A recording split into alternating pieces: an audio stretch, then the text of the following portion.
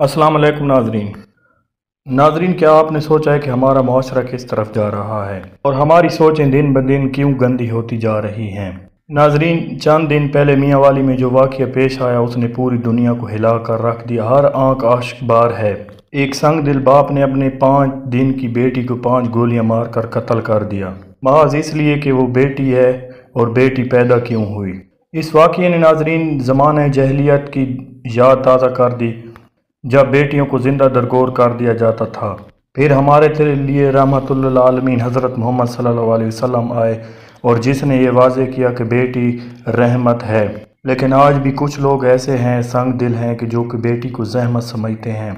शाहज़ेब अपनी बेटी को कत्ल करने के बाद फरार हो गया था, जिससे आज बाकायदा तौर पर मियाँ वाली पुलिस ने बखर में गिरफ्तार कर लिया है। जब उससे पूछा गया कि आपने अपनी बेटी को क्यों कत्ल किया, तो उसने कहा कि मैंने आइस नशा किया हुआ था और मुझे कुछ पता नहीं चला कि मैं क्या कर रहा हूँ। मैं अपने किए पर शर्मिंदा हूँ। ना सिर्फ अपनी बीवी बल्कि पूरी कौम से माफ़ी मांगता हूँ और ये दुख मुझे क़यामत तक रहेगा। मैंने अपने हाथों से अपने चमन का फूल जन्नत को उजाड़ दिया।